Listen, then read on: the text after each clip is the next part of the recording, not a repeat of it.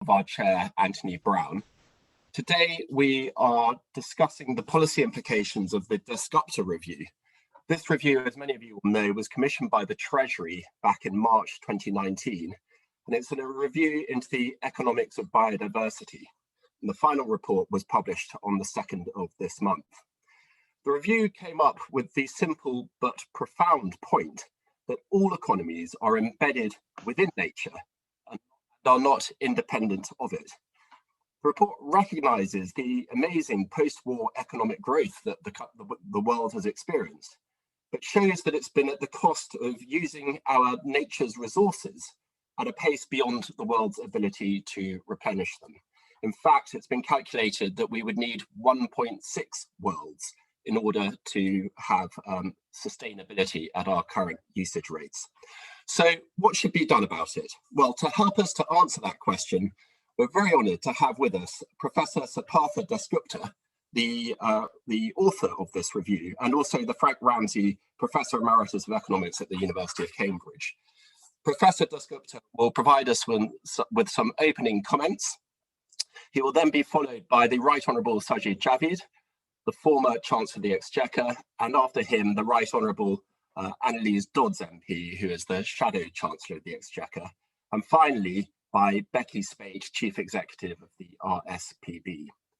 Thereafter, I'm going to open up the session to questions and answers. We've got some housekeeping to do. You'll see that if you want to ask a question, there's a chat box, a chat function. Please write your questions in that, and I will take them as quickly as I can. And we're limited to an hour, so conciseness both in questions and in answers will help all of us. So on that note, if I could hand over to Professor Dasgupta for his opening remarks. Well, thank you very much. It's a pleasure and an honor to be with you. And I'll make a few remarks, given that trying to put the review in a more general context, and perhaps even try and explain some idiosyncrasies in it, inevitable given the nature of the beast. Nature is an asset, and it's our most precious asset. But unlike education and health, it's not merely an economic good. So we should think of assets, that the review does, as durable entities that not only have what we economists call use value, but may also have intrinsic worth. Once we make that extension, the economics of biodiversity becomes a study in portfolio management, and that's the point of view that's been taken right through the review to its end. And I hope you got a flavor of it when skimming through it, at least in the past 2 weeks since it was aired. Now, the review is a global review, and there are two senses of the term, at least as I see it. One, it's not pointing to any particular country. It's not studying any particular country. It covers the entire world because the biosphere engulfs us. We are embedded in it, so it's not restricted to any particular place. Moreover, and because the heterogeneity matters enormously, because the biosphere is not uniformly distributed. Rainforests are located, the tropical rainforests are located in some bits, than the polar regions, and so forth. So the natural heterogeneity makes the global treatment a problematic one, and I'll come back to that. But it's global also in that, as a consequence, it doesn't address any particular type of decision maker.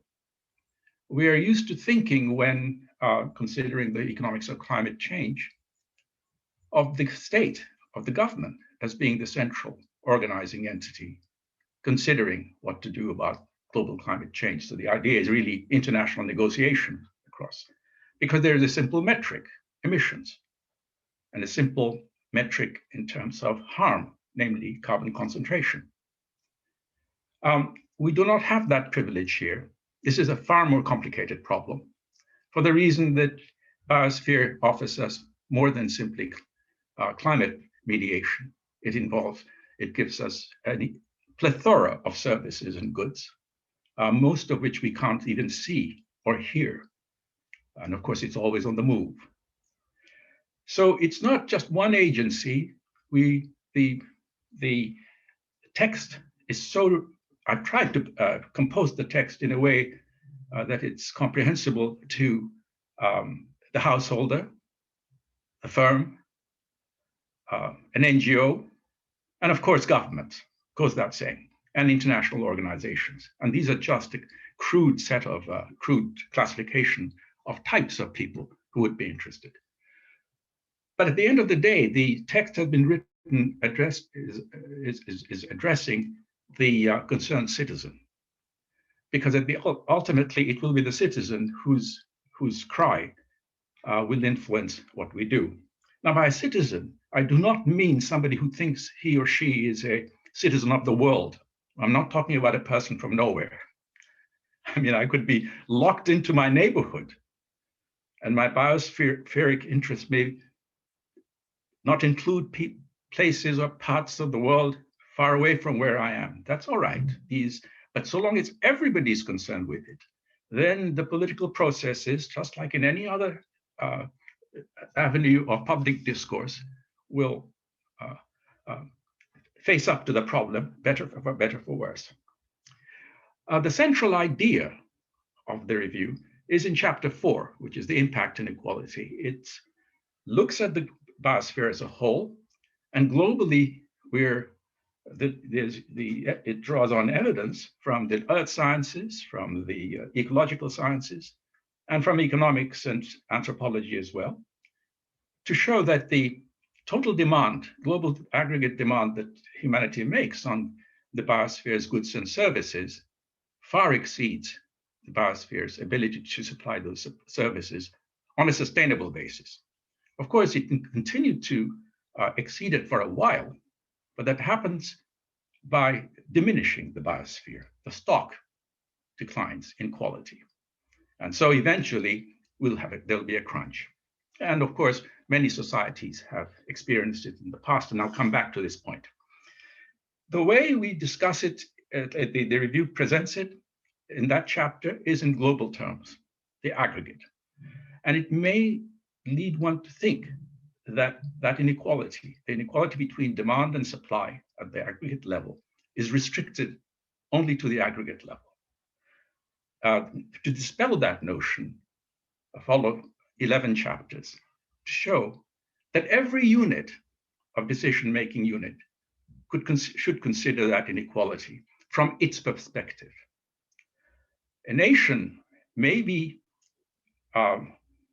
taken on its own, may be demanding on the biosphere more than the part of the biosphere in which the nation is placed, because trade does that. We can import biospheric services from elsewhere to fund ourselves, to feed ourselves. It's an essential part of that inequality. And at another extreme would be one where, so you might start with the globe, where you have this inequality, then you go through all the less disaggregate bits, nations, communities, and so forth, where there is a similar inequality, but it's operating in a different way, because in some countries, in some parts, you'll be importing material from elsewhere, services from elsewhere, and then allowing your own consumption to exceed the amount that's produced in your own neighborhood.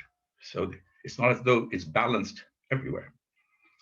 At another, the extreme that I want to consider now, with which I'll end, is the village in any of the world's poorest countries. And I like to think of sub-Saharan Africa because it helps. I've done quite a bit of work on it in the past in trying to place the environment in an understanding of deep poverty in the world. Typically, environmental concerns are not central to the study of poverty and economic development. And the review tries to redress, make a change in that direction. The poorest village, for example, unit of decision-making, if you like, is not one which is engaged much in trade. So you think of a landlocked part of the world and a village with very few roads for transportation. Now there, the inequality may appear, and I'll want to come back to this in a minute. Because one of the points that was made that we make in the review, in the chapter that introduces the impact inequality in its aggregate form, I make clear that the poorest part of the world should not be seen as being responsible for this great imbalance between aggregate demand and supply. Because the whole of sub-Saharan Africa, for example, is a tiny fraction of the world economy. Okay, but from that to infer that the nature doesn't matter, or the environment doesn't matter, or that the biosphere doesn't matter in the poorest part of the world would be incorrect. Because in the kind of village that I've just now described, the play of demand and supply will be restricted to the geographical region because you can't import your way through the problem. What the review does is to decompose the demand a unit makes, any decision unit makes, in terms of population, per capita demand, and the efficiency with which the biosphere's goods and services are transformed into the goods and services, the final goods and services. And it compares that with the ability of the local biosphere to produce, supply that. Which means that each of these components needs to be studied separately, even although they're of course interconnected. It goes without saying, each influences the other. And it is in that shape that I would argue different departments of the UK government should view the review. It's in that line. For example, the concerns of the Treasury will be quite different from the concerns of the particular variables that the Treasury would be interested in, would be somewhat different from the ones in the, for example, the newly constituted Foreign Office foreign aid. So I'll leave it there to say that the review speaks to different decision makers in different ways. And in a sense, the review doesn't give a prescription. There's not only no single prescription, there are very few general prescriptions either. It offers a grammar for us for thinking about these matters, and it offers a vocabulary, a very large vocabulary with which recipes can be constructed by different departments, different agencies. So in a way, most of the work has to be now done. It's not yet done. The review opens a terrain. It doesn't close it. Thank you very much. Thank you very much. If we can move straight on to Sajid Javid. Thank you very much, Jerome, and thank you very much to the APPG for having me. And also, once again, can I thank Professor Dasgupta and his team for the landmark seminal piece of work that he has done, and we've just heard a tiny bit about. In terms of my remarks, actually, by the way, can I also just say at the start, I didn't commission the work that was commissioned by my predecessor. It was left to me to set out the details and the ambitious terms of reference, and that was my role in this. And as I've already said public, I'm very pleased with the quality of the work that's come out and the thinking it's already generated.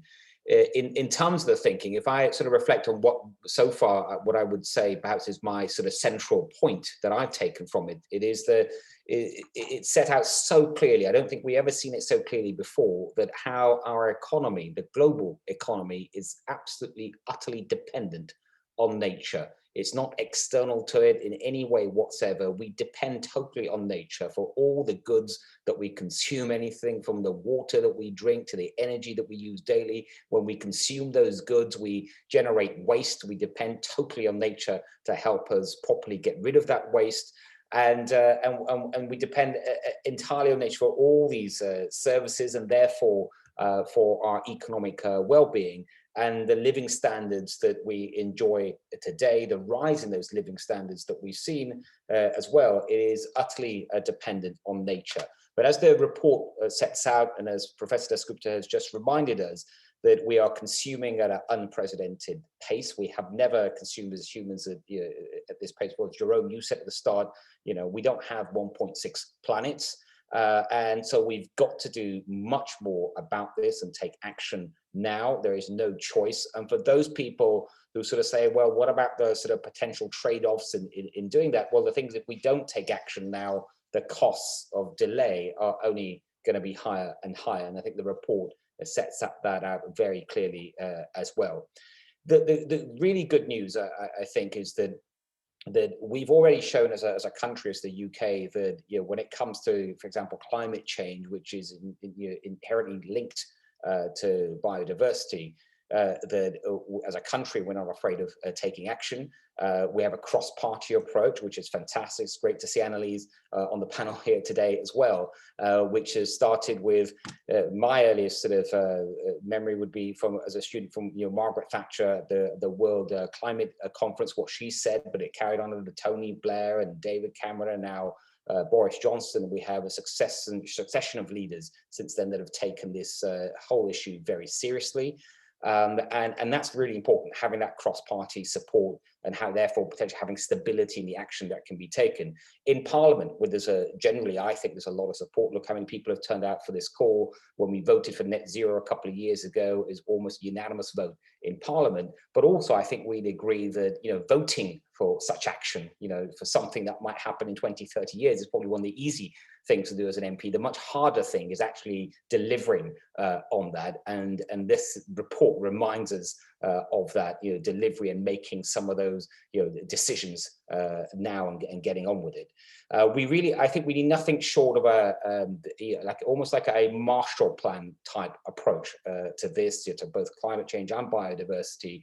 It requires, because it's not just an environmental issue, as Professor Dasgupta just said. It requires all departments in all governments around the world to be involved. It's environmental, it's economic, it's also a big foreign policy issue as well, because it requires global agreement. And then very quickly, if I had to pick off here just 4 mega things I think that need to happen, need to be done. One would be, we need much more technological process in this place, in this space, in terms of how can we make more efficient use of nature? How can we increase the supply, in effect, of nature? I think there's some fantastic ideas out there, but I think we need more research and development in this area. And even the announcement just last week by the business secretary on sort of British DARPA-like entity and agency that can sort of think out the box, that is allowed to fail. I think things like that are really, really important. When that comes to Parliament, we should think about, if we want answers to these challenges that we face as a country, as a world, then we're going to have to start thinking out the box, and we have to sponsor more of that type of thinking.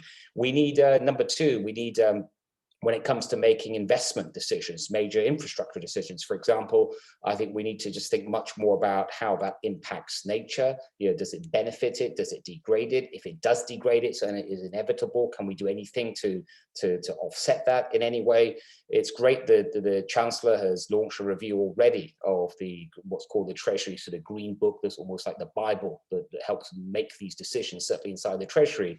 And I think that's a great opportunity to try and incorporate more of this thinking.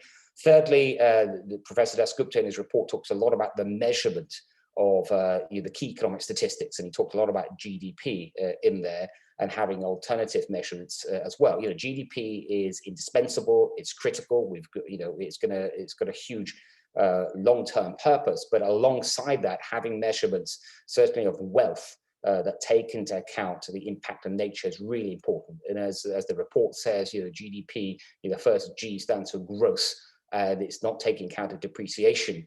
If Brazil, tomorrow wanted to increase its GDP and that's all it cared about, it could go and deforest a lot more, but we can see the long-term damage of that and what actually happens to its natural wealth. But if we don't want Brazil to do that, there's no good telling them. We've got to incentivize them, we've got to work with them.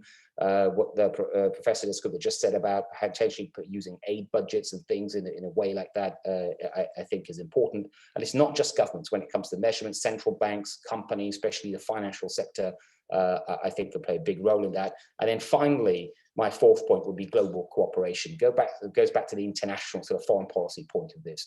Already this year, with the leadership of the G7, the COP26, that's a big change in terms of, I think, global pressure that we can put. We've got a great track record, but also the change in administration in the US. Now there's an adult back in the White House. It means you can have multilateralism. You can actually talk about these serious things. And also it's a US president that seems to be taking this issue very, very seriously indeed, which, you know, you need the US at the table, especially if you want to get the Chinese, the second largest economy in the world, to do more as well. So that international agreement and having more maybe international institutions longer term. I read somewhere today that the UN Environment Agency, I think it's called, is meeting for the first time today since 2014. It's supposed to be the highest decision-making body.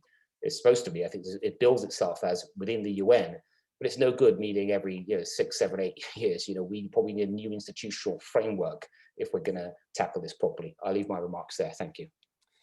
Very much, Sajid. Well, Sajid just mentioned a high degree of cross-party support and stability in policy direction. We're going to get our first indication as to whether that's true or not by the coming comments of Anneliese Dodds. Over to you.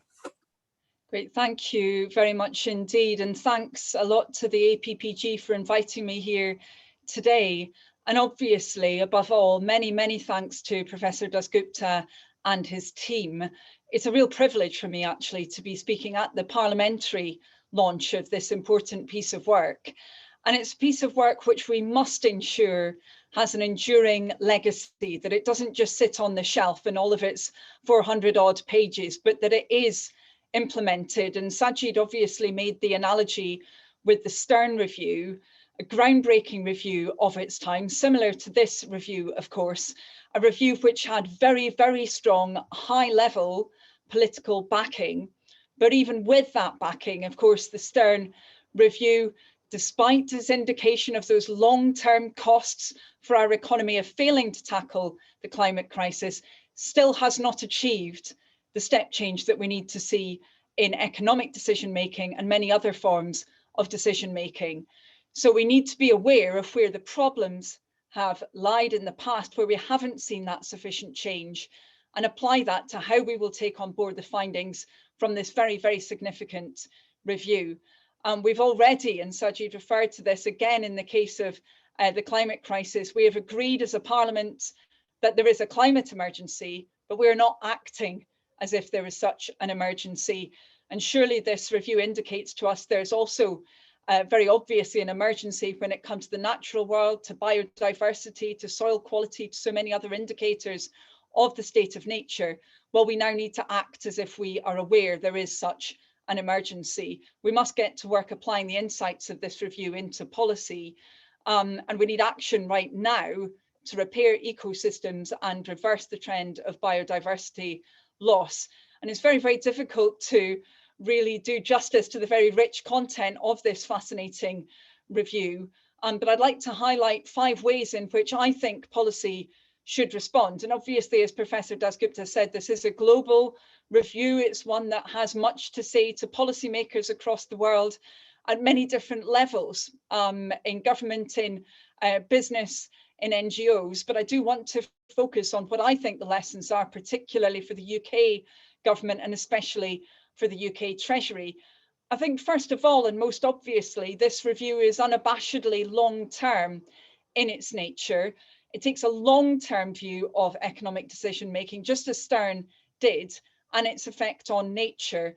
We must change our mechanisms for economic decision-making so that they are longer term. So often this has been said by politicians, but it has not been delivered, and the projected time horizon for many budget decisions, we'll see this, I'm sure, next week, so often is just 5 years. Instead, we must have a longer term perspective on those decisions. In my view, that would enable us to incorporate much more of the consideration of the costs of biodiversity loss, as well as other forms of environmental damage, into decision-making within the Treasury.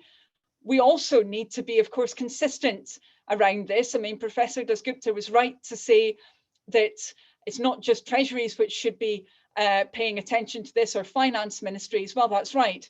But we also can't still continue with a situation where too often this is farmed off to other departments and they're the ones responsible, rather than this being a core element of Treasury decision making. We need to be looking at every budget line, as I've said, with a green pen. We need to be assessing whether it contributes to the goal of net zero. I think it would be helpful to consider that from the point of view of biodiversity as well. And I would just underline here that the review makes clear many times that there often should be absolute prohibitions on damage to nature, which cannot be offset in many cases. I think some of the media coverage has elided that, but actually the report is very clear about the need often for absolute prohibitions. Secondly, even in the short term, we should recognise there are priorities for economic policy that are aligned with the needs of the natural environment. I think the review rightly points out that investment in natural capital has great potential for strong returns. It's necessary, I think, particularly at the moment, that we see far more of a focus into nature restoration projects that would support jobs very often in places where currently they're very hard to come by, and also would enable us to recover from the pandemic as we recover our stock of natural capital for the future. Thirdly, quite rightly, and Sajid referred to this as well in his remarks, the review highlights the role the financial system must play in directing financial flows towards enhancing rather than damaging natural assets. I think the Bank of England has really led the field in climate stress testing and climate related financial disclosures. We will need to ultimately develop that role, and indeed the role of the whole regulatory system when it comes to the tough transparency proposals and other forms of regulation we'll need to have in place to tackle nature related risks as well. And I think it's particularly crucial that we end the situation where many London-based financial institutions have effectively supported deforestation through their investment activities. The review, of course, also quite rightly lays a very strong critique at the centrality of GDP in economic policy making. GDP does not capture many important drivers of economic and social well-being, not least, as the professor just said, the depreciation of assets and the stock of wealth. Clearly, we need to see progress in how best to incorporate natural capital into our measures of economic success. And finally, again, as Sajid said, this review quite rightly emphasises the essential role of international agreements and cooperation to solve the issue of biodiversity loss. So it's particularly important, of course, this year, when we see COP15, COP26, that we have that historic chance for governments to work together to prevent even greater damage to ecosystems and human life, that we do take the findings from this review very, very seriously and seek to embed them, particularly in economic decision making. Thank you very much, Shadow Chancellor. And now I move on to Becky Speight, Chief Executive of the Rspb. Thanks very much, Anne, for inviting me to come and provide a view from the sector, I suppose, the environmental sector in particular. I want to start by quoting someone. The road we have long been travelling is deceptively easy, a smooth superhighway on which we progress with great speed, but at its end lies disaster. The other fork of the road, the one less travelled by, offers our last, our only chance to reach a destination that assures the preservation of the earth. And that's not from the Dasgupta review, that's actually by Rachel Carson in the 1960s from Silent Spring. So let's be clear, from our perspective, protecting nature and biodiversity and enabling other species with which we share the planet to flourish is a moral imperative. And a nature positive world will require a massive comeback from where we are.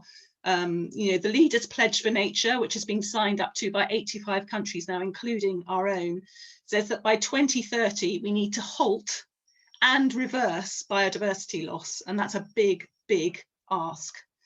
If you look at the trajectory of the past 50 years, 60 years since Rachel Carson wrote those words, we've now got 1 million species at risk of extinction around the world.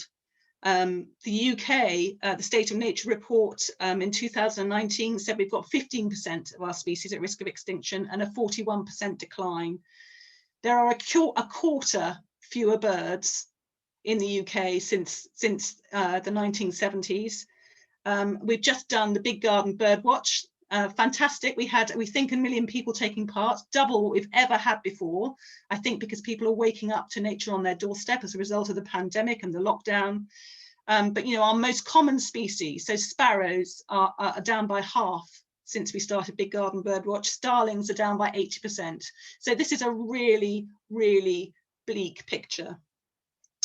But not only is there that intrinsic value of nature, we know that biodiversity is a key enabling characteristic of our ecosystems, and it allows them to be productive, it allows them to be resilient and adaptable, and they basically continue to support human survival and prosperity. And there are now a number of big Cassandra voices talking about how serious the situation is in which we find ourselves. The World Economic Forum, the WHO talking about further pandemics. You know, COVID is a zoonotic disease. It's not being caused by climate change. It's being caused by us pushing back on nature too hard. And although we find ourselves in a horrific situation with this pandemic, actually it could have been far, far worse. So, you know, that's the kind of world we're looking into. And both climate and biodiversity are crises. They're often interlinked. There are some joint solutions that we know about, but the risks are widespread, they're systemic, and they're catastrophic. So the report says very clearly that we need to reset our relationship with the natural world. It's not about degrowth, that nature is the most important asset class that we have, but we are in a bounded biosphere and we need to take action at all levels. We've been here before though. So even since Carson was writing, we've had thinking around natural capital.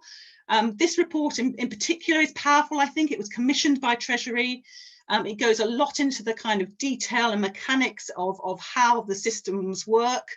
It talks a lot about long term and the future. That feels different. And it puts nature very firmly into that macroeconomic framework. But what is our recipe then? In the words of Dasgupta himself, what is our recipe? What are the policy changes we think are required? And we've launched a report today, Transitioning to a Nature Positive Economy, that sets this out from the sector and working with Vivid Economics. And we've sent that to every MP today. So the first is that we need to learn from the trajectory we've taken around climate change. We need to set a really strong global framework. We need really good measurement and disclosure around that. And that needs to actually translate down to all national levels with legally binding targets.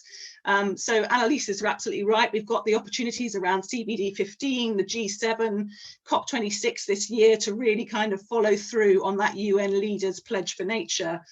But it's why, in particular in the sector, we're so determined that the Environment Bill, which has been delayed again, uses this time of its delay to really sort out its legally binding framework for delivery of these goals. At the moment, once the OEP is set up, it could be 15 years before it's able to hold the government to account on delivery of those goals. So we need to absolutely make those binding.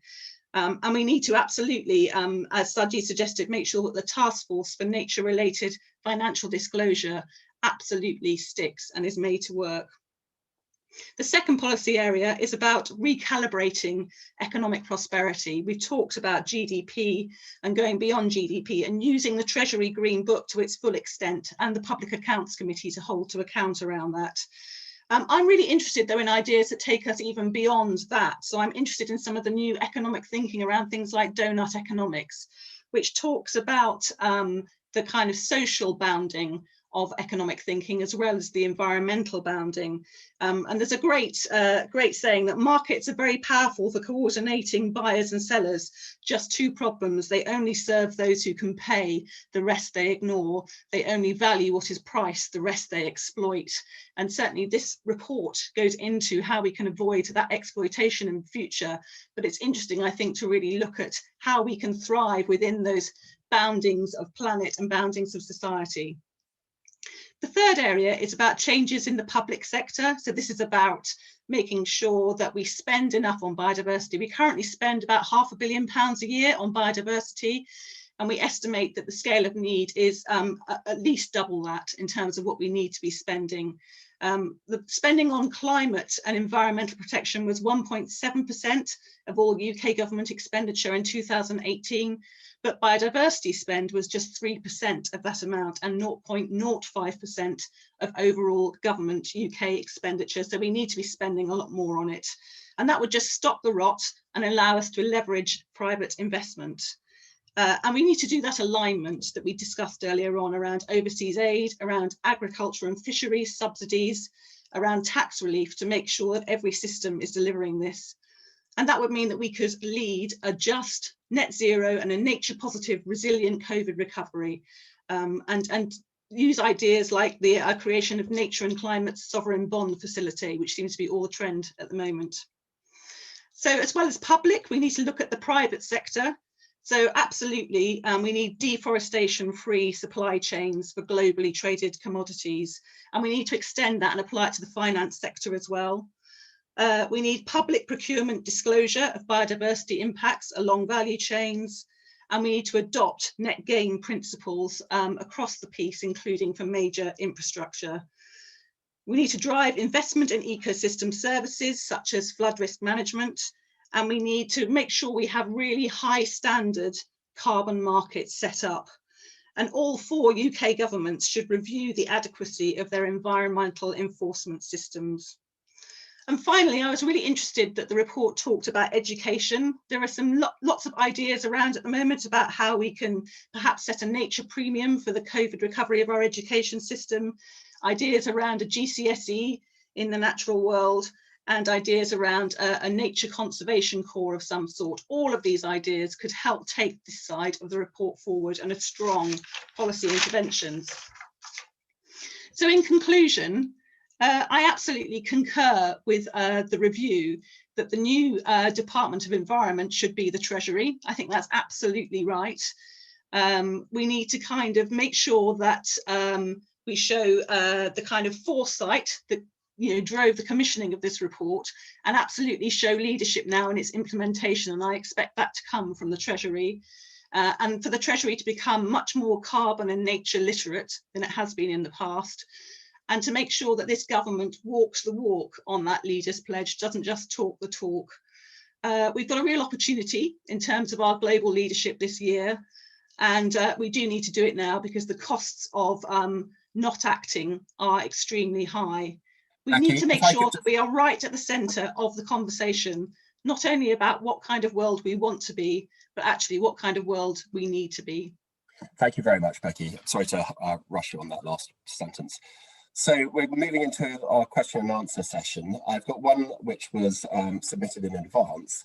Professor, you don't shy away from the impact of the growth in population, worldwide growth in population has had on our consumption. Question from Baroness Miller is that how will we make family planning and population issues a global priority when the birth rate is falling in Europe and our stance can be misconstrued? Well, it's, if we care about deep poverty, and we have ministries which are involved, which are there to study it, face it, then looking at it from the perspective of the world's poorest women, this population issue strikes one on the face. There are more than 200 million women in their reproductive phase who do not have access to modern family planning and reproductive health facilities, and who have expressed an unmet need for family planning. So that's the first thing. And I come back to the idea of the impact inequality, because the decomposition of demand includes population. And while in the West, fertility rates have declined to the point where they're below replacement level, the thought is that the enormously high fertility rates in sub-Saharan Africa, for example, it's well over 4, doesn't mean very much, because it's not very important, because they are so small in comparison to the global economy. Remember the point I was making before, but that's a mistake, because it's affecting the local ecosystems in sub-Saharan Africa. Distress migration is a reflection of the fact that the local environment is unable to supply the goods and services that make for a reasonable standard of living. The increases in migration attempts are precisely a symptom of a burden of numbers, because they cannot cut down their consumption any further. They're very poor. So an acknowledgement by societies there that something has to be done to, it's not an issue of coercion, it's really a question of, given the opportunity to explain the constraints that very, very large families create for local population. That seems to me to be a mandatory. And it comes from the explosive difference between the demand and supply at the global level, but it has its fingers at the local level too. And this connection it's easy to overlook it. And I thought that's one reason I mentioned it in my opening remarks. It's something that the leaders in the poorest countries must acknowledge before all else. This is not a question of telling them what they should do for their own good. It's for them to realize.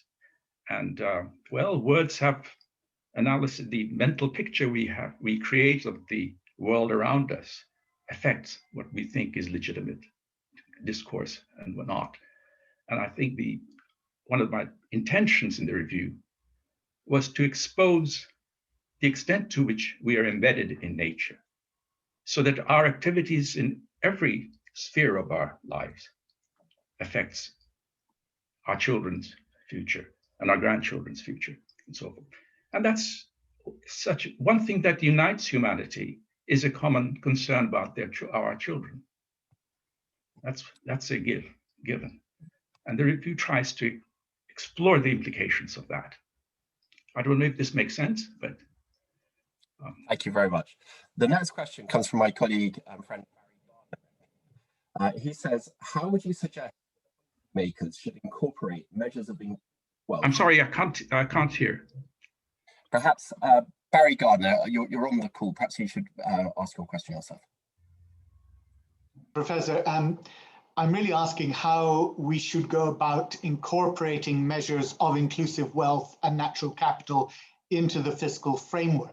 You've talked in the review about how we have imperfect measurements at the moment, and you allude to the way in which with GDP it was the same thing, and gradually we expanded that and got better at doing it.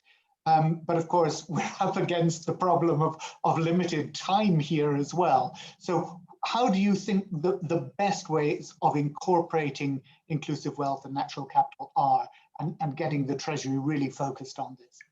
I think this is thank you very much for asking, because I do think I have a viewpoint on that, which is that the methods tools that we have at our to us in evaluating appraising projects, for example, are pretty good. They are to do with rates of return, estimating rates of return, or more cleanly, present discounted value, net present value. The problem is that the net present value doesn't include a whole lot of values. That's where the problem is. It's not, the conception is correct. And in fact, that also shows that it's inconsistent with GDP, because GDP doesn't tell you that you should be calculating net present value. Net present value is itself a measure, is an indicator of wealth, as to how wealth is being affected by the investment decision you're making. Okay, so obviously the trick is to try and get as much as possible, value as much as possible, the natural capital stocks that are affected by the project in question. Currently, at an extreme, they're valued at zero. And so we are going awry. All right, so you try and put some values to those that you can, the use values. It involves understanding the technology in use, as to where it is digging, and then using surrogate prices maybe. I mean, beggars can't be choosers. There are crude ways of doing these exercises, and there is a big literature on evaluation methods, which we can build on. Then, of course, there will always be resources, particularly far away. You see, well, now one of our problems is this disclosure issue that was mentioned by the previous speakers has to do with the fact that disclosure is a surrogate, is a substitute for incomplete markets. It's because prices are wrong. You want to know the citizen wants to know, if he or she is interested, as to what the supply chain is actually amounts to. So a project which involves importing goods from elsewhere, you really need to track it all the way down to the source and see what's going on there. And it might involve, if it's a public project, it should involve negotiation with the other country, not just with the firm which is from which the objects are being, because the regulatory regime may be extremely imperfect. Firm may not be doing anything wrong legally, but it might be bringing devastation to their own people who may be very, very poor. So I think that's how I would do it. I would not, and then of course there'll be occasions where you can't value the thing, a particular type of natural capital, but then you just simply have a warning. You have a signal. So much of this particular piece of natural capital is being used. Bear that in mind. Do not necessarily put a price to it, but every piece of information is telling us something. And we have to just feel our way through the maze and improve the methods. But that's how I see inclusive wealth being put into operational. It's not just a question of assessment of how we are doing. It's a question of what should we do in terms of the projects we accept. And the review shows that the grammar is really unifying. Inclusive wealth means doing net present value, but net present value includes the value of all the materials that are involved in the project. I hope that makes sense. Yes, indeed. Thanks very much. Thank you. Now, I hope my internet survives long enough to ask a question from Daniel Zeichner, MP. As the review discusses, food production and waste has a significant impact on nature. What lessons should be incorporated in the National Food Strategy being developed by Henry Dimbleby? Well, I think we should wait for the report to come, because I think that's an extremely important report that's being prepared by the Dimbleby Committee, I guess. At this point, what the review does is to point out one of the implications of imperfect markets, missing markets, which is that food it's a horrible thing to say, but the implication of food wastage in the West is, what we should take away from it is the fact that food is too cheap in the aggregate. Of course, there are hungry families, but that's an issue which needs to be tackled at the level of distribution of ability to pay. But waste, 30% of food from source to sink being wasted, is a clear signal that we are underpricing it, because many of the ingredients involved in the process of food production are priced at zero. There's a distinction the review makes, and it's not my distinction, it's something I drew from the Millennium Ecosystem Assessment and its subsequent literature, between the types of goods and services we enjoy from Mother Nature. One are these provisioning services, which are food, timber, water, and so forth, and the maintenance and regulatory services that the nature provides, which is the background, if you like, the infrastructure on which we all are embedded. The problem is that these two types of services are in conflict. The more you want the provisioning ones, land use change, tropical degradation of the forests in order to create food, is affecting the regulatory and maintenance services. And the final thing about it is that those services, the maintenance and regulatory services, are complementary. That's one of the key messages from the review. They're complementary. So our natural instinct is to think of substitution. You run out of one thing, you go for another, which is some form of a substitute. It works on the commodity space. It does not work on nature. And we've seen that when it comes to, say, for example, climate change. Disrupt the climate system, and you're going to bring a whole lot of other services down with it to crash. So we're really looking at a problem of putting out a fire. And I'd urge us all not to worry too much about fine-tuning a decision-making process. When you have a fire raging in your house, you don't worry about cost-benefit analysis as to who does, you really do, you just go, you zing in on it, get as many pails as you can, the water source as you can, and get rid of it. So I think we are in that kind of a state, and there's nothing that you have said suggests that you think otherwise. So I'm delighted to see that we feel there is an important problem here. But I think at the end of the day, it's institutional failure which is providing the wrong signals. And we have to move in the direction of inclusive wealth, which is another way of saying we need to have notional prices for the goods and services which we don't have markets for, and nor should we even try to have markets for, because that's not the right institution. Thank you. In your report, you point out that there are issues other than price of food that's important, and you highlight the performance of the UK over the last few years in reducing food waste by 7%. Yes, yeah, of course. That's also very important. Yes, we have a long chapter on it, that's for sure. Yeah. So I'm going to move to Jeremy Eppel of the Finance and Biodiversity Initiative. His question is, what is the most important message that the financial sector should take from the review? Oh, wow, that's really a hard one, because the review, the chapters on financial services the financial sector were directed to point out what needs to happen when a huge number of markets are missing, so that not only the current market, the prices, but the projected prices in the future, based on your inherent implicit model of the way the socio-ecological world works, it will drive investment decisions. And so what we do is, from that observation, work backwards to see what needs to happen to change that.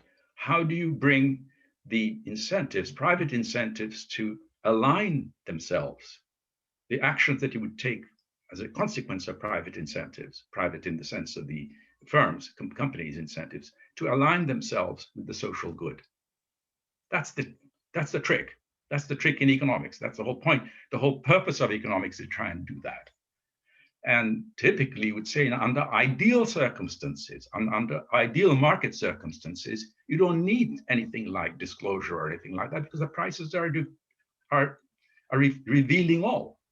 They're being embedded in the information side of things. So I know that the prices are all reflecting all the social costs that are involved.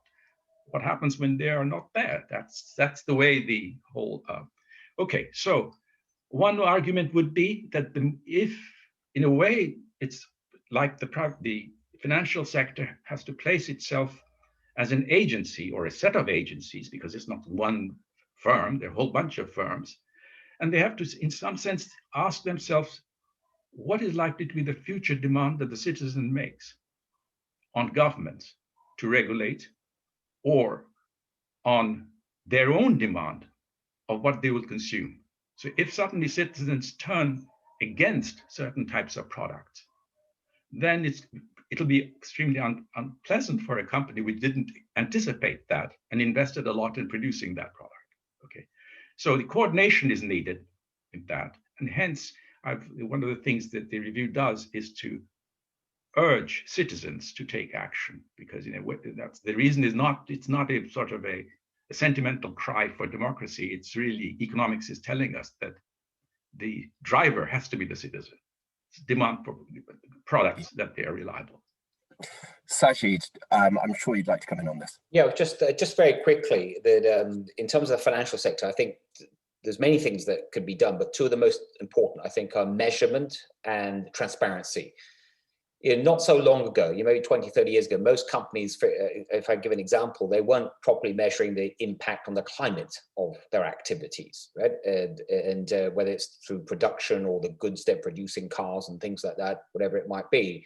But now so many more companies today have measurements of CO2 emissions or other harmful pollutants and things.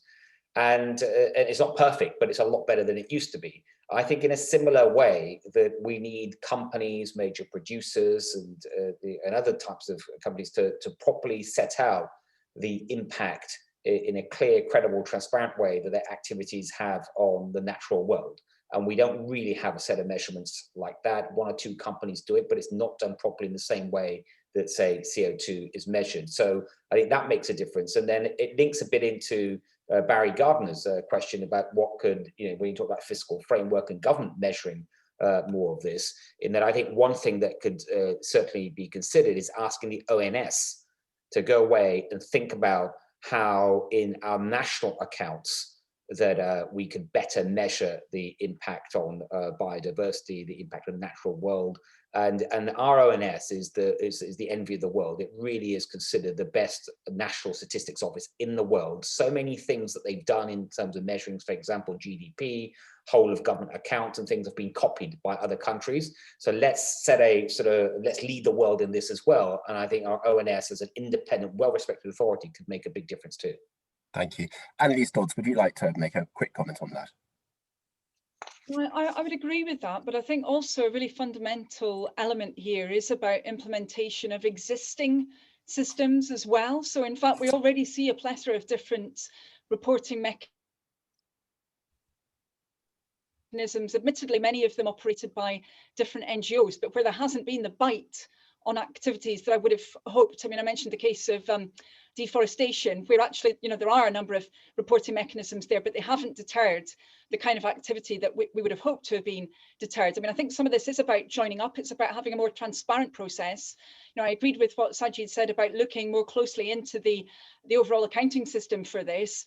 But then I think it's also about having parliamentary accountability for it. I mean, actually, the Green Book that was talked about, it's already been changed a fair bit. There are a number of measures of, or at least processes for incorporating a consideration of natural capital within that framework. But is it applied consistently? And is there much political accountability meted on that process? I would say there isn't as much as there needs to be. So we need to look right across, from the beginning of projects and the kind of genesis of different forms of economic activity through to their assessment, and then through to implementation and action being taken when there hasn't been sufficient concern adopted towards environmental imperatives. Thank you very much. The final question, I'm going to focus squarely at the politicians in the room, and that is, how do we get the Treasury to own this review? How do we bring it right to the heart of government? I'm going to start with Saj and then move on to Anneliese, and that will bring it to a conclusion. Well, I would say it is the heart of government. It's worth just remembering the Treasury, the UK Treasury, is the first finance ministry anywhere in the world to commission anything of this type. No one else has ever done it. And that started, within this government, with this Treasury. And the fact that Treasury asked for that, supported the entire review through the process of whilst Professor Dasgupta was doing the work, I think speaks to a lot. But also, it's true what Professor Dasgupta and others have said today as well, that in terms of following through, whilst the Treasury's got a critical role, it cannot be just the Treasury. It's got to be all the other departments, and not the obvious ones like DEFRA, for example. But if it's a transport project, the Department of Transport, it's got to involve the Foreign Office, whether it's the aid program or all these international fora. Getting international agreements is going to be an act of diplomacy. So I think the Treasury will play an important role. I know that Rishi takes this incredibly seriously. Yeah, Anneliese. Yeah, very, very quickly. I think the key to this is recognising the urgency that Professor Dasgupta rightly alighted upon in his remarks. And I think what he said about the analogy with a fire is very relevant here. And I would go back to the case of the climate emergency, which in theory has been acknowledged by the UK Parliament, which is meant to be driving policy. And yet we still see decisions around allocation being taken, which aren't being taken as if there was a climate emergency. So we need to have a different approach to this. And I would say the actions actually of many of the NGOs and individuals present on this call will be very important in making sure that there really is that high priority given to this report and making sure that it is put into practice.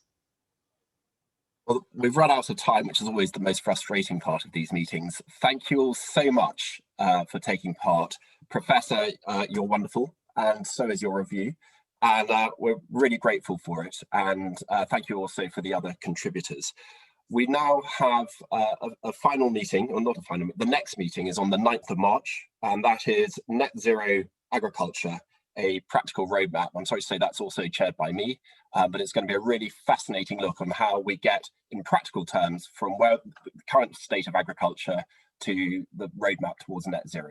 And that's on the 9th of March. I highly recommend it. Thank you all so much for participating and for viewing. I'm going to bring the meeting to a close. Thank you.